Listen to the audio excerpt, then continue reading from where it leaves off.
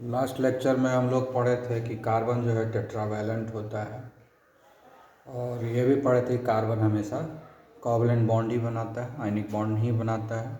Covalent bond क्यों बनाता है? क्योंकि कार्बन जो है इलेक्ट्रॉन गेन नहीं कर सकता है due to energy barrier. Energy barrier के चलते कार्बन इलेक्ट्रॉन गेन नहीं कर सकता है। एनर्जी बैरियर के चलते कार्बन इलेक्ट्रॉन का लॉस नहीं कर सकता है। तो इसलिए कार्बन ना तो इलेक्ट्रॉन लॉस करेगा ना ही गेन करेगा। इसलिए कार्बन जो है कैटायन में भी कन्वर्ट नहीं हो सकता है, एनायन में भी कन्वर्ट नहीं हो सकता है। ठीक है, इसलिए आयनिक बॉन्ड ये बनाएगा नहीं। तो कैसे बॉन्ड बनाएगा? तो तीसरा ऑप्शन आता है ना, जिसको फ्रेंडशिप बॉन्ड भी बोलते हैं, कोवलेंट बॉन्ड बोलते हैं। कैसे होगा? तो कार्बन के आउटर मोस्ट ऑर्बिट में 4 इलेक्ट्रॉन रहता है, तो इसलिए उसको 4 इलेक्ट्रॉन का ज़रूरत है। तो इसलिए किसी भी दूसरे एटम के साथ वो शेयरिंग कर लेता है, 4 इलेक्ट्रॉन का शेयरिंग कर लेता है। तो जब 4 इलेक्ट्रॉन का साथ शेयरिंग ऑफ इलेक्ट्रॉन होगा तो वहाँ जो बॉन्ड बनेगा वो कोवलेंट बॉन्ड बनेगा, जो बहुत स्ट्रांग बॉन्ड होता है ना। तो इस तरीके से क्या होता है, चूँकि शेयरिंग ऑफ इलेक्ट्रॉन होता है कार्बन के साथ, इसीलिए यहाँ पर कोवलेंट बॉन्ड ही बनेगा। कोवलेंट बॉन्ड बनेगा तो कोवलेंट मॉलिक्यूल बनेगा। ठीक है, आयनिक बॉन्ड बनने का कोई चांस नहीं है, क्योंकि एनर्जी बैरियर के चलते ना तो इलेक्ट्रॉन गेन कर सकता है ना ही इलेक्ट्रॉन लॉस कर सकता है। इसीलिए वो शेयरिंग ऑफ इलेक्ट्रॉन करेगा। शेयरिंग ऑफ इलेक्ट्रॉन से जो बॉन्ड डेवलप होता है उसको हम लोग कोवलेंट बॉन्ड बोलते हैं, और कोवलेंट बॉन्ड वाले मॉलिक्यूल को कोवलेंट मॉलिक्यूल बोलते हैं। इसलिए carbon always forms covalent molecule, always forms covalent bond. ठीक है, ये सारे चीज़ों को बताया गया था, और ये भी बताया गया कि कार्बन जो है टेट्रावैलेंट है। कार्बन क्या है? टेट्रावैलेंट। कार्बन क्या है? टेट्रावैलेंट। कार्बन टेट्रावैलेंट क्यों है? टेट्रावैलेंट इसलिए है कि कार्बन का जो इलेक्ट्रॉनिक कॉन्फ़िगरेशन है वो 2 4 है, तो 4 इलेक्ट्रॉन का ज़रूरत है ऑक्टेट कंप्लीट करने के लिए। तो इसलिए 4 इलेक्ट्रॉन के साथ शेयर करेगा, है ना। कार्बन हमेशा 4 इलेक्ट्रॉन के साथ शेयरिंग करता है और 4 बॉन्ड बनाता है ना। कार्बन, याद रखना है कि कार्बन हमेशा 4 बॉन्ड बनाता है। कार्बन क्या बनता है? 4 बॉन्ड, है ना। कार्बन क्या करता है? Share with 4 electron, share with 4 electron and always forms 4 covalent bond। ठीक है, thus it is tetravalent। ठीक है, कार्बन हमेशा 4 इलेक्ट्रॉन के साथ शेयर करता है और 4 कोवलेंट बॉन्ड बनाता है, इसलिए इसका जो कोवैलेंसी है वो 4 है। तो कार्बन का कोवैलेंसी कितना हो गया? कोवैलेंसी 4 हो गया। कोवैलेंसी कार्बन का 4 क्यों होता है? क्योंकि कार्बन जो है 4 इलेक्ट्रॉन के साथ ही शेयर करता है, इसलिए इसका कोवैलेंसी 4 होता है, और 4 कोवलेंट बॉन्ड बनाता है, उस हिसाब से भी इसका कोवैलेंसी 4 हुआ। तो याद रखना है कि कार्बन की कोवैलेंसी 4 है। तो इस तरीके से एक कैरेक्टर हमको पता है कि ये टेट्रावैलेंट होता है। अब इसका जो है दूसरा कैरेक्टर हम लोग पढ़ते हैं, जिसको बोलते हैं सेल्फ कॉम्बिनेशन, जिसको बोलते हैं सेल्फ कॉम्बिनेशन। ठीक है, इसी का दूसरा नाम है कैटेनेशन। दूसरा नाम है कैटेनेशन। तो कार्बन का पहला प्रॉपर्टी हो गया कि वो टेट्रावैलेंट है। कार्बन का पहला प्रॉपर्टी क्या हो गया? को टेट्रावैलेंट। दूसरा प्रॉपर्टी कार्बन का क्या होता है कि इसमें सेल्फ कॉम्बिनेशन है, unlimited self combination, unlimited catenation. Self combination को ही हम कैटेनेशन बोलते हैं। सेल्फ कॉम्बिनेशन क्या है?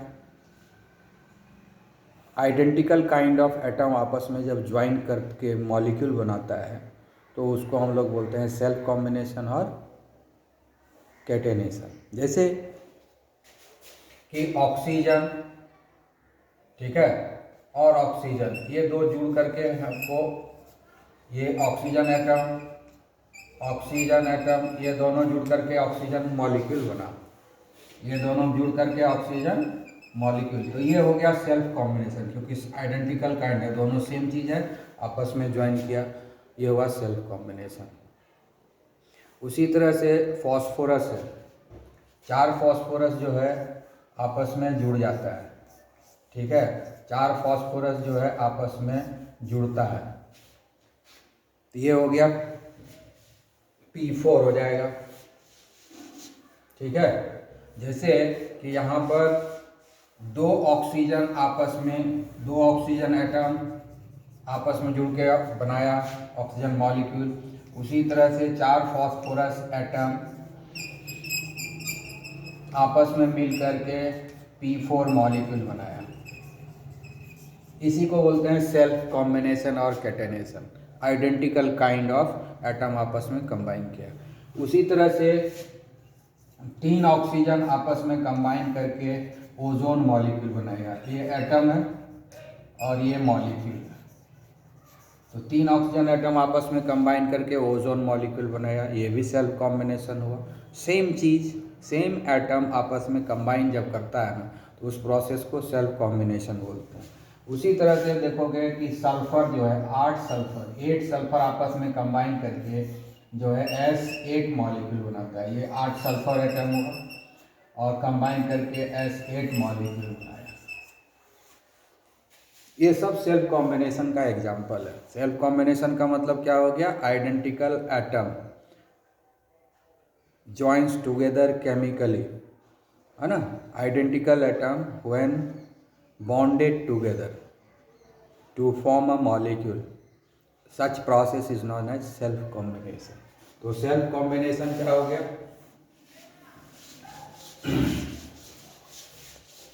so what is the self combination? Identical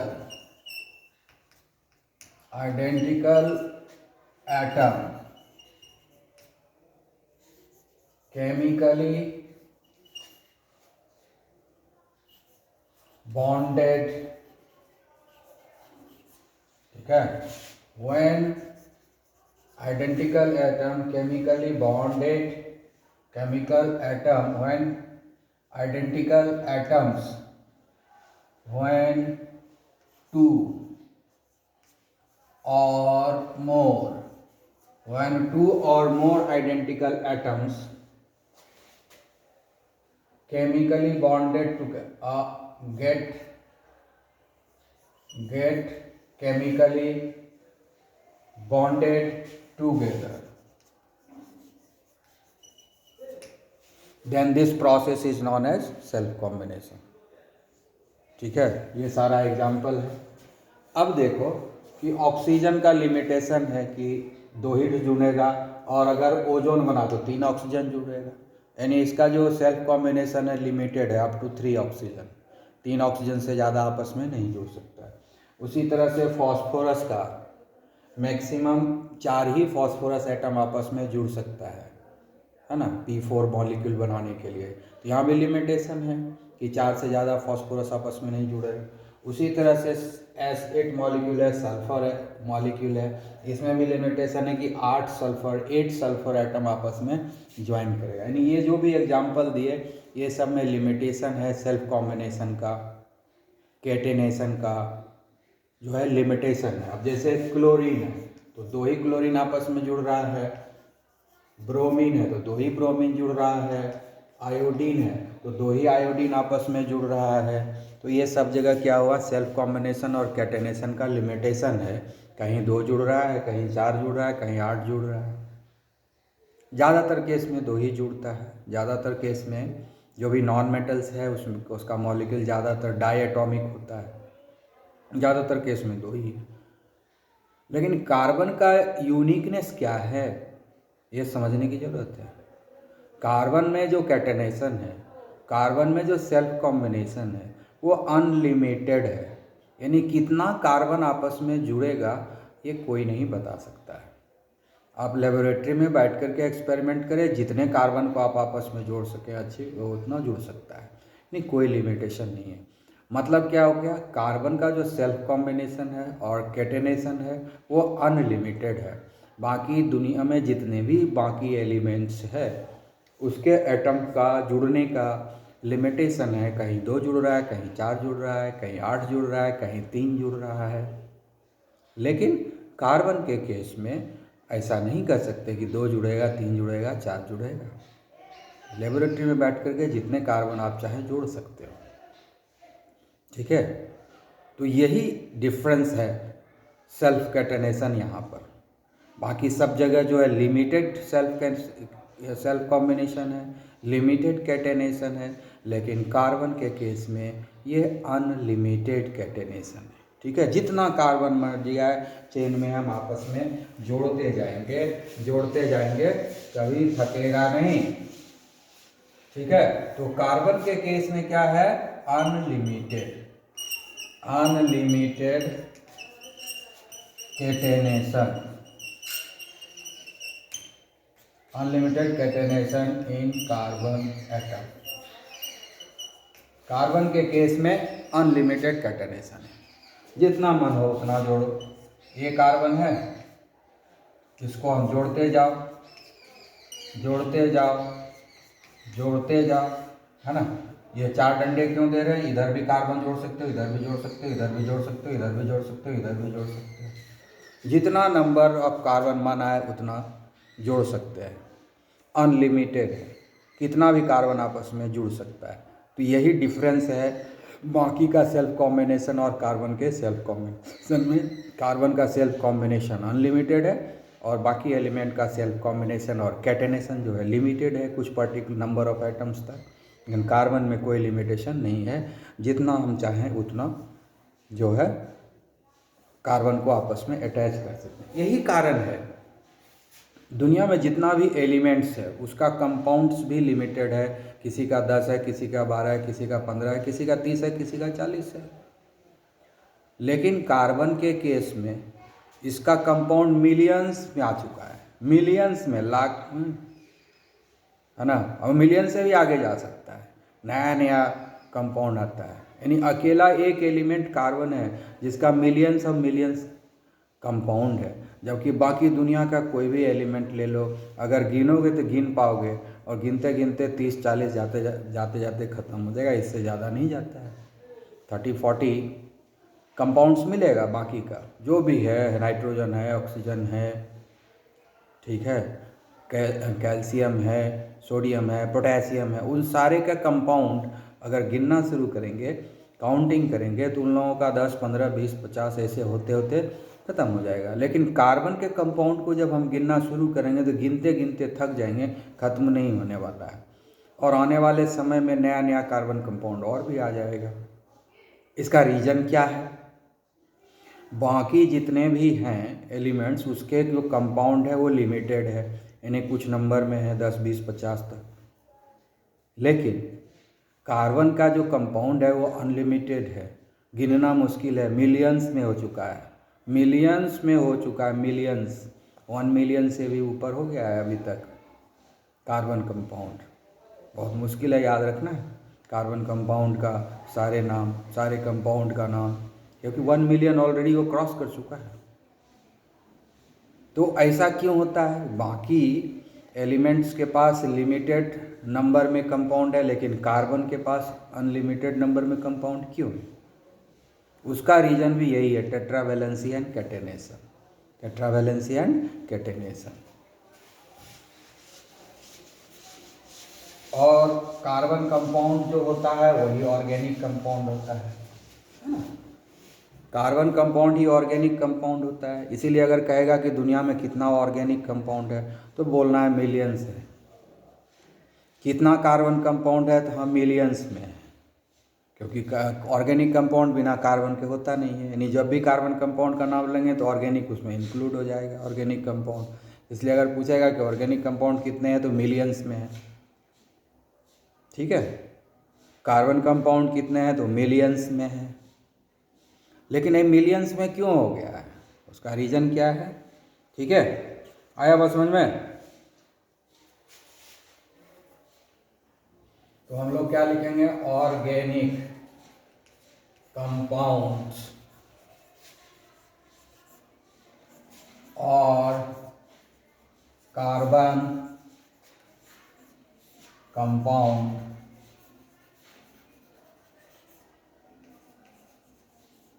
are in large number. ठीक है, कार्बन कंपाउंड्स और ऑर्गेनिक कंपाउंड लार्ज नंबर में, उसका रीजन क्या है? रीजन, पहला रीजन हो गया टेट्रावैलेंसी। ठीक है, पहला रीजन हो गया tetravalency of carbon atom. Second हो गया सेल्फ अनलिमिटेड,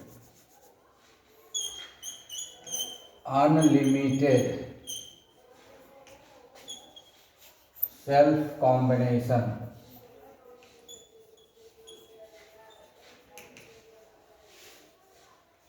और कैटेनेशन,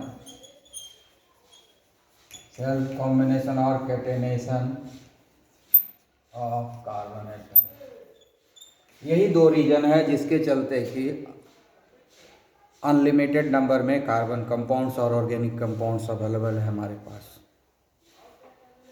ठीक है, कैसे हो जाता है? आप देखो, टेट्रावैलेंसी है, टेट्रावैलेंसी मतलब 4 वैलेंसी है, यानी ये 4 कोवैलेंट बॉन्ड बनाएगा, एक कार्बन 4 बनाएगा।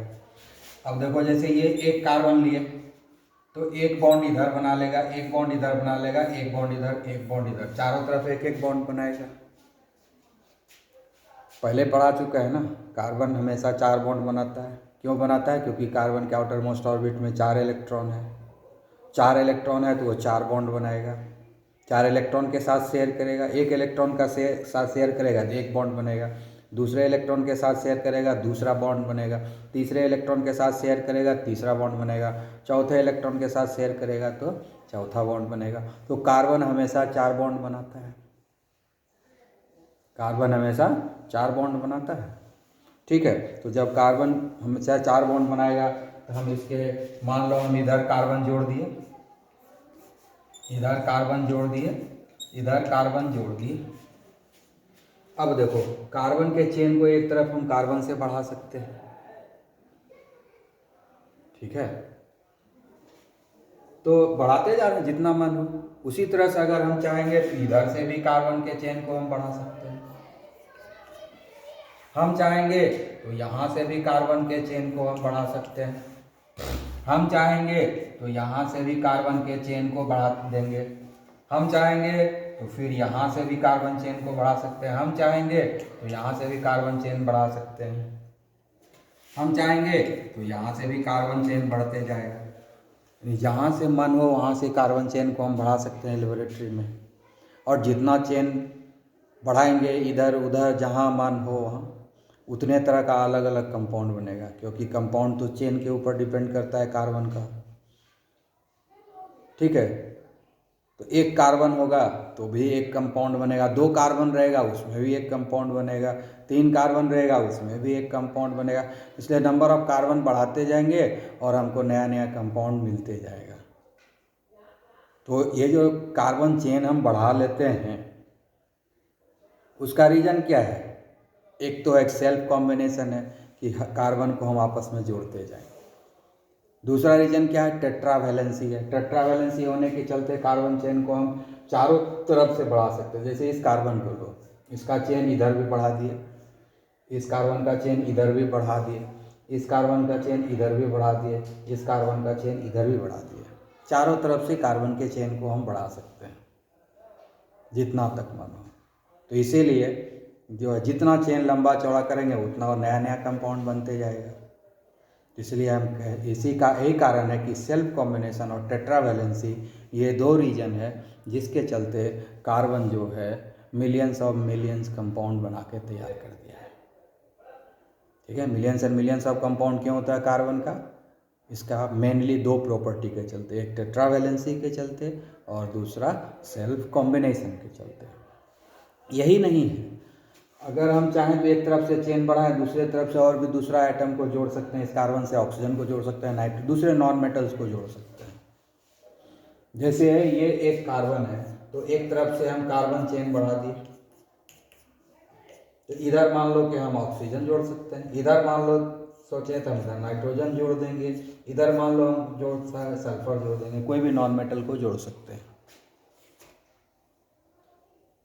दूसरे नॉन मेटल को भी जोड़ सकते हैं। लेकिन जब नॉन मेटल जोड़ देंगे तो चेन आगे नहीं बढ़ेगा। जैसे इधर नाइट्रोजन जोड़ दिया तो इधर चेन आगे नहीं बढ़ेगा, इधर ऑक्सीजन जोड़ दिया तो इधर चेन अब आगे नहीं बढ़ेगा, इधर सल्फर जोड़ दिया तो इधर अब चेन आगे नहीं बढ़ेगा। चेन जो बढ़ेगा वो सिर्फ कार्बन से ही बढ़ेगा। जिस साइड अदर देन यानी हीटेरो एटम क्या बोलते हैं, चेन यहाँ कार्बन का है और उसमें कोई दूसरा आ गया है एटम तो वो हीटेरो एटम कहलाता है ना। तो इसलिए यहाँ पर ऑक्सीजन, नाइट्रोजन, सल्फर ये सब हीटेरो हो गया, यानी कोई भी दूसरा नॉन मेटल कार्बन छोड़ के अगर चेन में ला दिए तो वहाँ चेन वो ब्लॉक कर जाएगा, वहाँ पर उस साइड अब फिर नहीं बढ़ेगा। लेकिन जिस साइड सिर्फ कार्बन है उस साइड चेन को हम बढ़ाते जाएंगे। तो इस तरह से हम लोग मैनिपुलेट करेंगे, अपने दिमाग से मैनिपुलेट कर करके बहुत सारा कंपाउंड बना सकते हैं। थ्योरी में पहले पेपर बनाएंगे, फिर लेबोरेटरी में कोशिश करेंगे, बन गया तो हो गया। तो इस तरीके से कार्बन का बहुत सारा कंपाउंड बनते जा रहा है, मिलियंस कंपाउंड बन रहा है। यही दो रीजन है जिसके चलते मिलियंस कंपाउंड इसका बनता है। ठीक है, ओके।